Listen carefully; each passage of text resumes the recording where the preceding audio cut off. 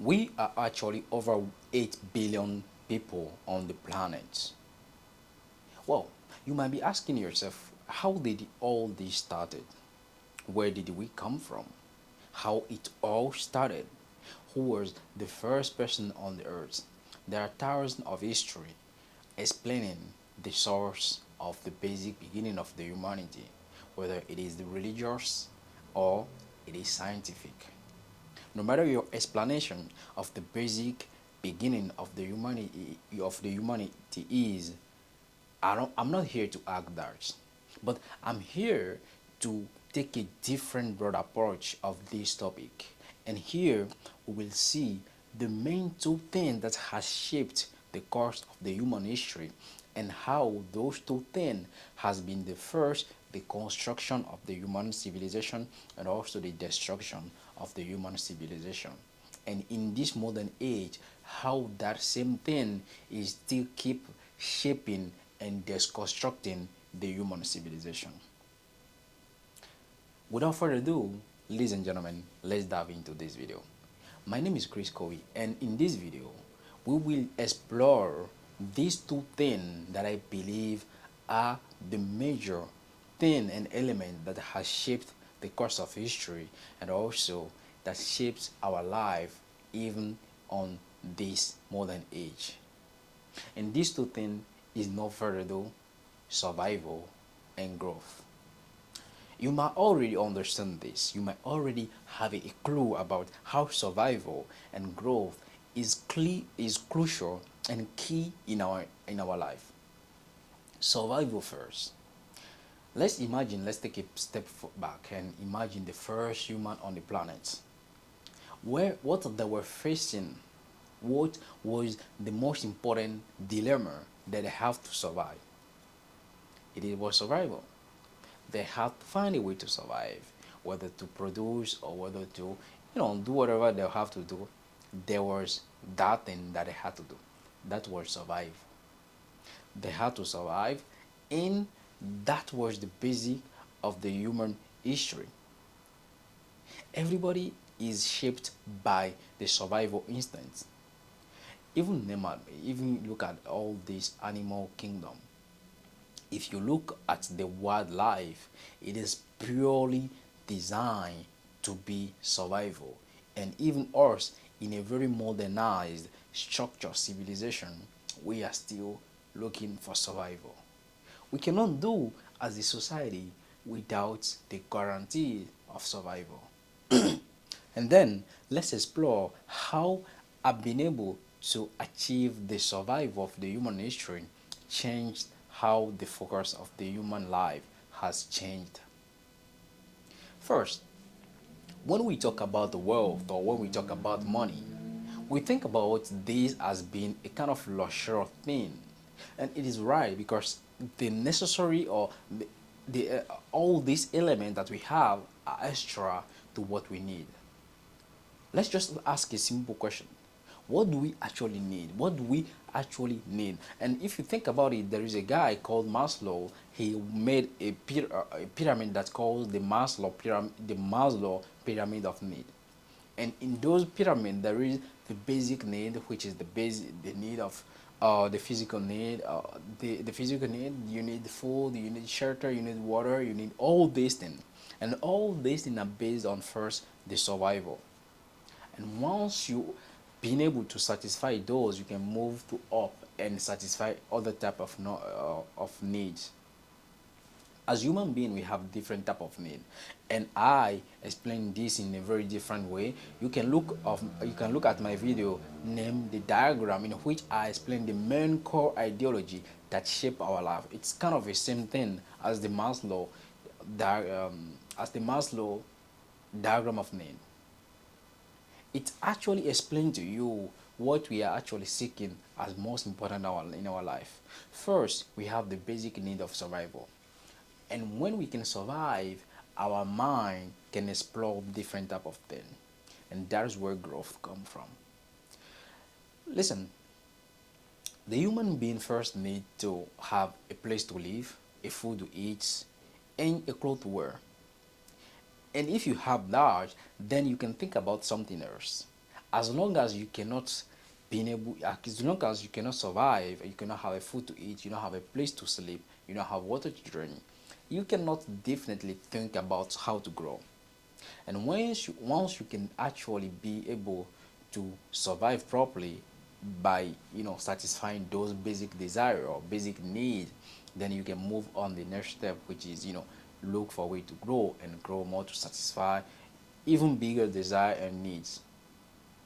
Here's the thing: the human being in the modern world don't even understand what is the very basic need, because we have now so many needs in our society that we tend to forget, and we tend to even confuse what is the critical thing in our life.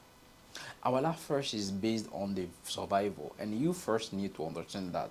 And many people have achieved the financial independence where they don't care anymore about the survival, but there are tons of people around the world that still struggling and battling for the survival.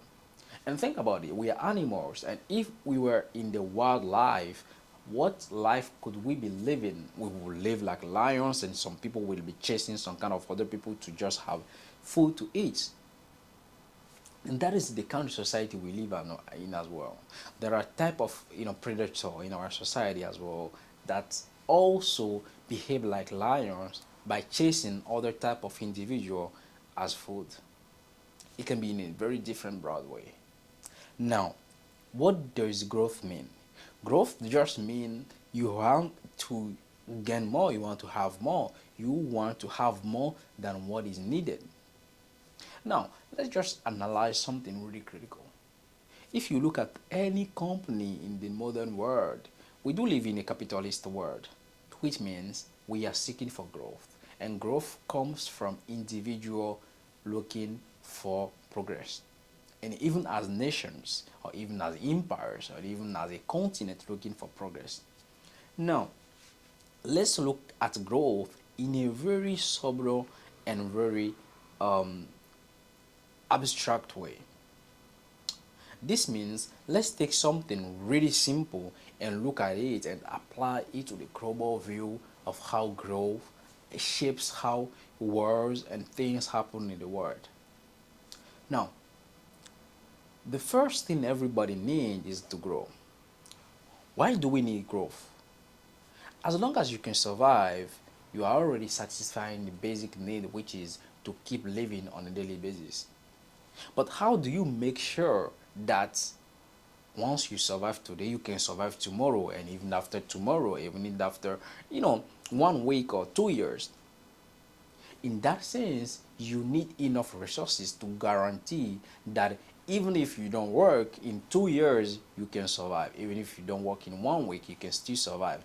That means you want to grow so much rapidly in the present that you can buy time from the future. Buying time from the future means that you want to grow, you want to outgrow the present. Although the future might not be guaranteed, but you want to be able to have security over the future in case that future does happen. And that's where people need growth, and that's where company needs growth, and everybody looking for growth. Company as well are looking for growth. And now let's think about a company. For example, for instance, I knew a company. It was a VPN company, and now it was actually a Romanian VPN country created by a German entrepreneur. This company was acquired by another um, English company. Now, I was asking myself the question: what is the reason why a company that is probably doing well, that has over 5 million subscribers, should be acquired by another company? Or even in the case that, well, I was just trying to understand the different reasons, and there are different type of reason why a company can be acquired by another company. The first reason is they lack financial uh they lack financial means to be able to grow further the businesses, or they just want to exceed, meaning they have hit the target. They just want to sell the business to someone who can take the business to another level further, that has the infrastructure and the financial mean to just do it in their own way. Or they have internal conflicts in which they cannot succeed anymore at the business. They just need to sell the business. There are different type of ways that a business have to sell their business or the share to another company. And now here we have different type of reason. We have the external reason and we have the internal reason. Whatever these reasons are, it all comes down to growth.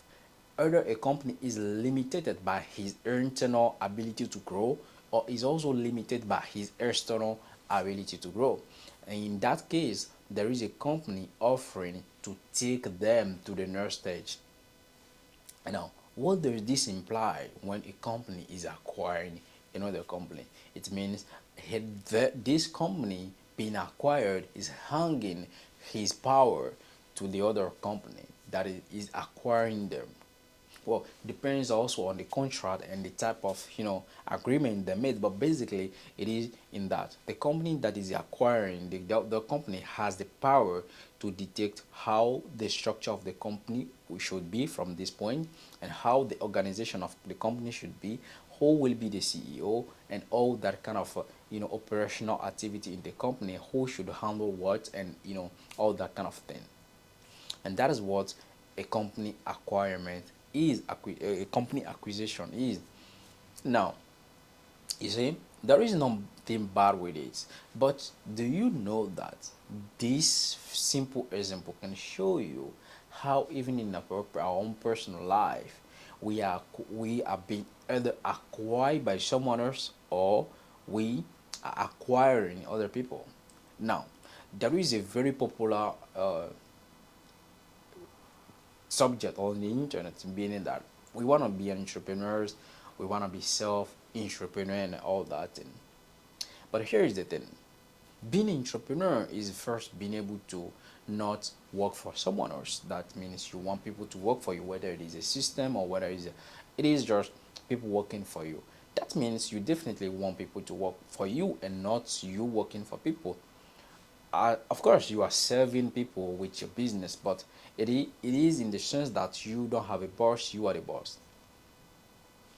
Here is the thing that we forgot in the sense of being an entrepreneur. Growth in entrepreneurship means you have to be willing to outgrow yourself at any stage in your progress. Whether you are a small business owner or whether you are a business owner, you have to be willing to outgrow yourself, or you will be forced to be acquired by someone else.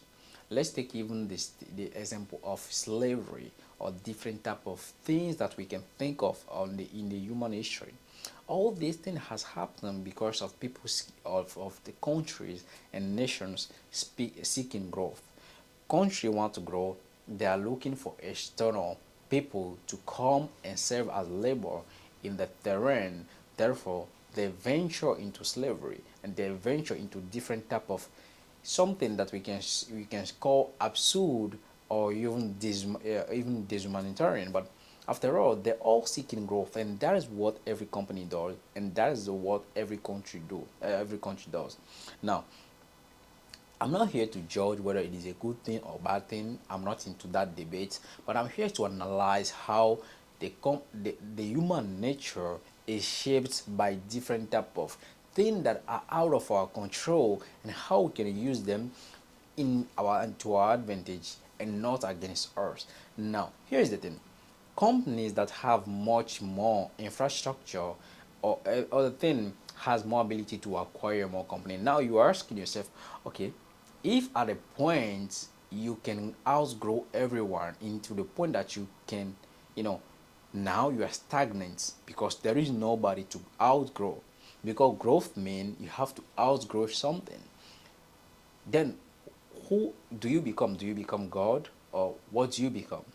And that is the important thing. That is where people crash. That is where war comes into place. That is where company crash. That is where there is no company in the world that has been around for 1,000 of years, or even for 200 of years.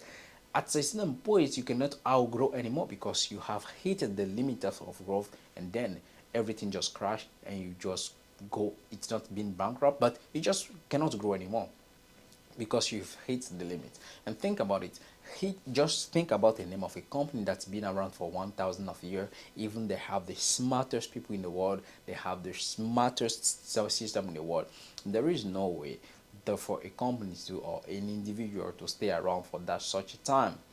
Everything hits a target time in which they cannot outgrow anything else and they just crash.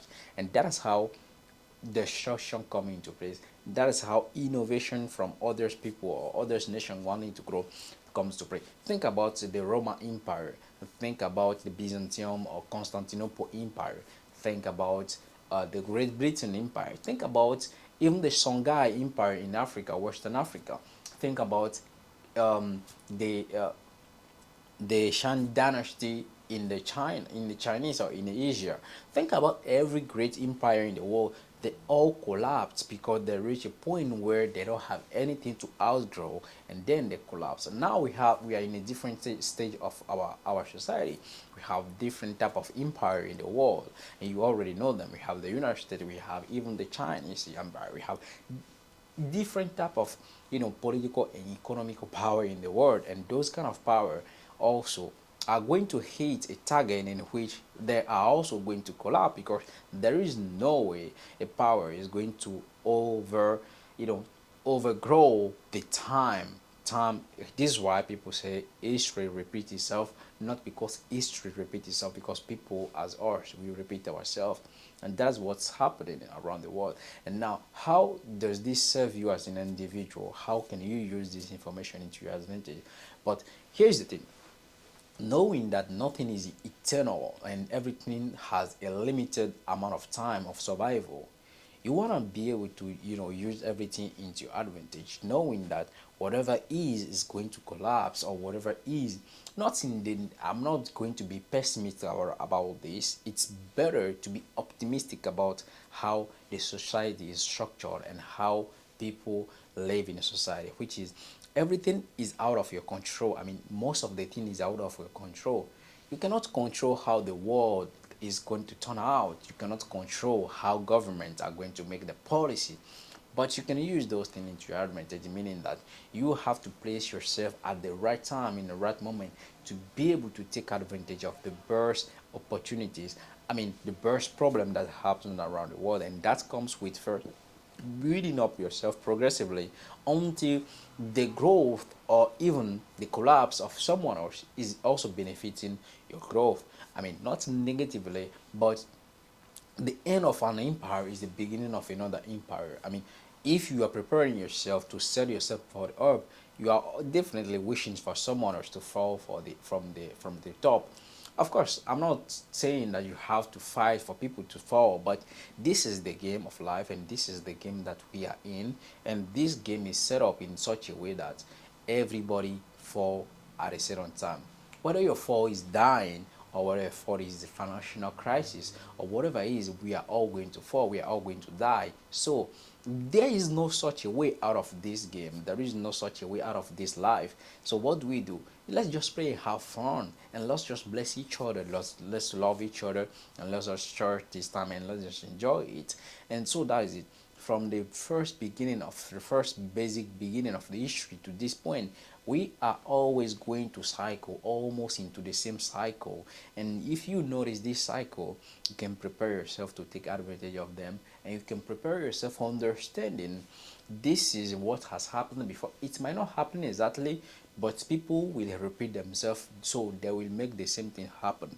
And that is why it is important to have a really cool and a clear understanding of history. I'm not an historian, but I do love history. I do love things from history. And let me know what you think about history. Let me know what has been the cause of the fall of the greatest civilization around the world, and also great for the fall of great personality around the world. And you can see the real pattern among them. Like, they get a point that they cannot outgrow anybody else, and then they fall, because the human is programmed to get complacent and to get so cool when they cannot outgrow anybody else. We are very competitive in nature, but being able to disassociate yourself from your competitivity instinct is really tough, because once you do that, you cannot outgrow the market. You can just outgrow yourself as well, which is also really really slow. But it can do, if you can do that, it is fine. But we have a point here, which is there is nothing that lasts in time forever. The only thing that that lasts forever is the nature, is the world itself. We are just vanished. We will vanish from here. Everything that we will do, we just go. But of course, our action shapes the future of the world. That's why we have to be careful about what we do. But the future and the past of the human civilization and the human history has given us enough clue to understand what the future might look like, which is what the future is very optimistic, and we are also still going to take our chances and grow into the burst of the future. So, ladies and gentlemen, this was my take today on growth um, and survival, which has been the main key factor among in the human history. And let me know what you think about survival, and let me know what you think about growth as well, which also leads to the destruction of many systems around the world, and how we can, how you can take advantage of being able to guarantee your survival and then play the game of growth, because there is two game here, whether you're playing the game of survival or whether you are playing the game of growth. And no matter what game you are playing, it is still a game. Now, here's the thing: you can be in the survival game, but prepared in your mind to play the growth game, because the growth game can be